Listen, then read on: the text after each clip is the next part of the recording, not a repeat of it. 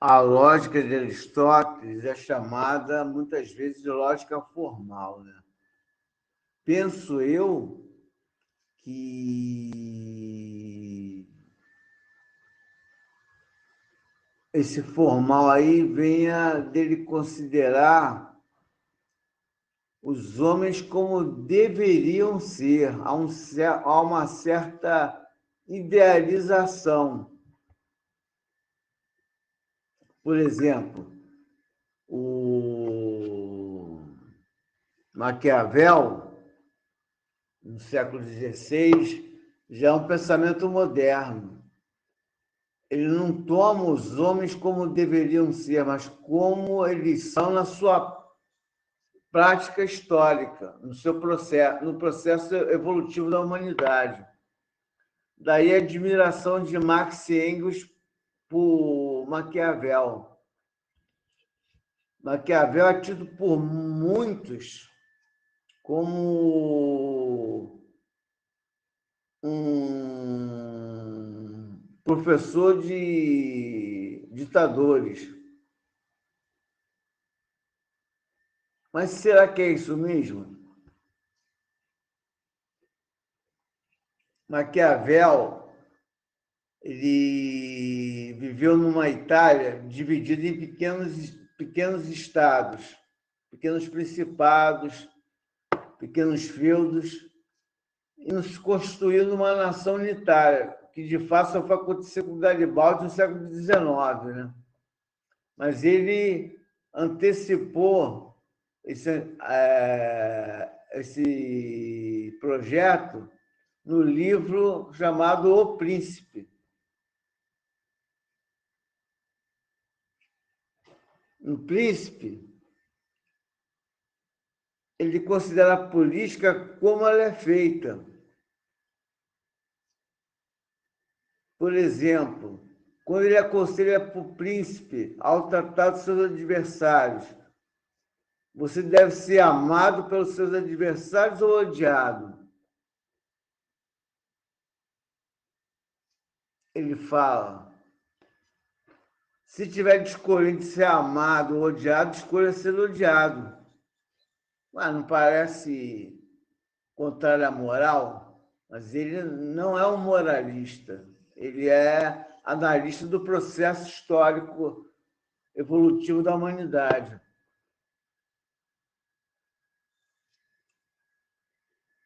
Daí o choque entre a visão dele e a moral religiosa.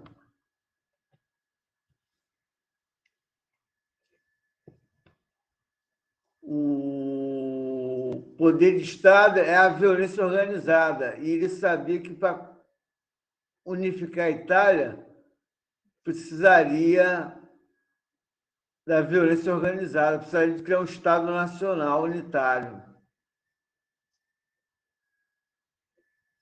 que levaria a Itália a não ser invadida por outras nações como a Espanha, a Áustria, etc, etc.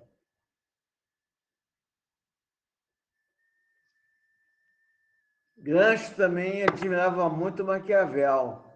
Ele escreveu Notas sobre Maquiavel, a Política e o Estado Moderno.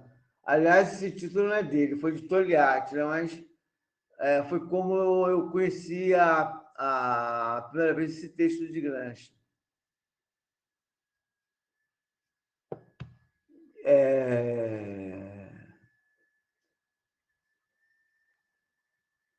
Maquiavel analisou o processo evolutivo histórico sem considerá-lo do ponto de vista moral religioso, como dever ser. Não, a gente deve ser assim, não. Ele analisou como são de fato, como é de fato a política. Agora, como superar a contradição mencionada no caso de Rousseau e Azevedo Coutinho?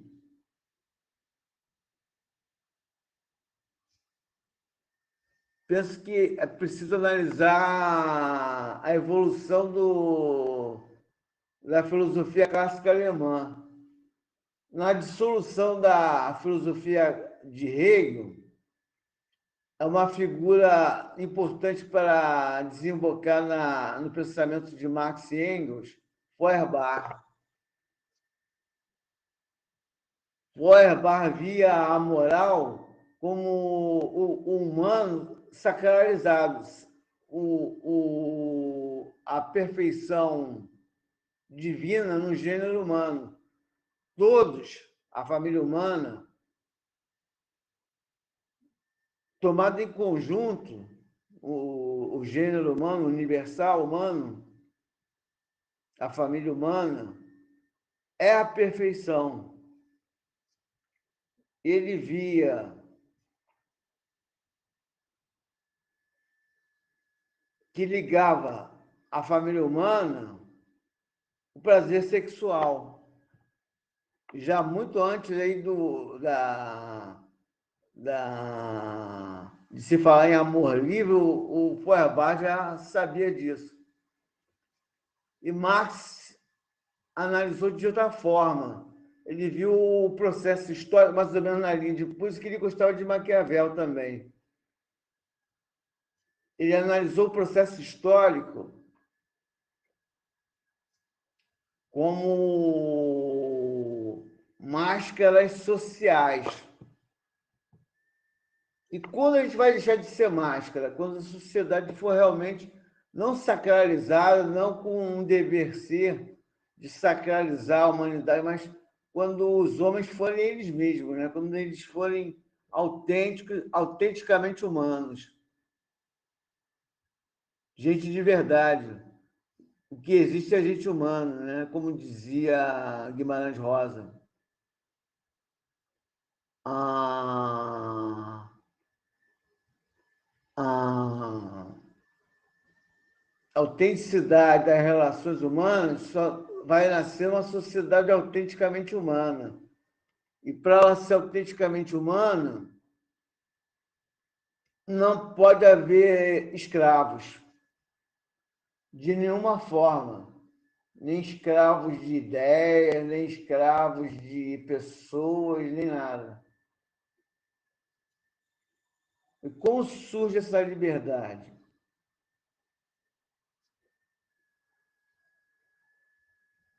Deixo a reflexão no seguinte ponto.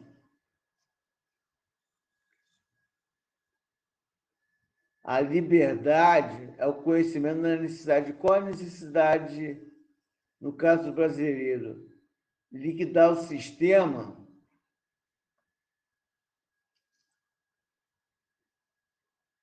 que oprime, reprime e deprime o povo brasileiro, que é o sistema de exploração colonial transmutado na atualidade num sistema imperialista onde o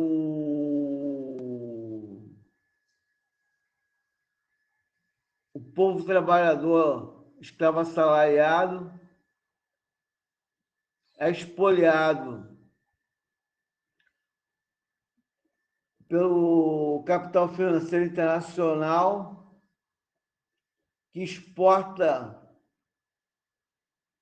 dólares para cá e nós remetemos remessa de capital como pagamento da dívida externa.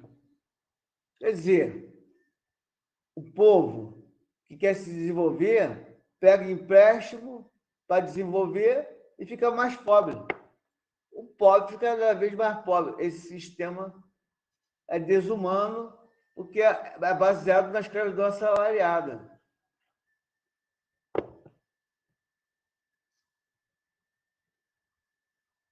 Só numa sociedade que o homem passa a olhar o outro homem como seu irmão, levará a uma sociedade mais justa, mais humana. No romance Nas Voragens do Pecado, aparece os homens como eles são a princípio. O mérito da grande romancista e média espírita Ivone do Amaral Pereira é que ela pegou um episódio histórico que desperta um sentimento humano, o de vingança. Ela pegou o episódio da Noite de São Bartolomeu, onde cerca de 12 mil evangélicos foram exterminados, e a personagem dela, a Ruth Caroline, deseja vingança. E ela se torna uma autêntica discípula de Maquiavel. Ela utiliza todos os artifícios daquela máscara da corte de Catarina de Médici. E, ao final, do romance, há um reencontro da família humana em bases morais, não mais no processo histórico, mas um além. Que além será esse? Ela encontra numa espiritualidade superior. Mas como essa espiritualidade superior é para ela? É da natureza humana fora do processo histórico. O processo histórico é só um episódio profundo, mas para mim é difícil de compreender. Mas deixo essa reflexão para que outras pessoas mais capacitadas venham a refletir sobre isso. Quem sabe seja tu que está ouvindo agora.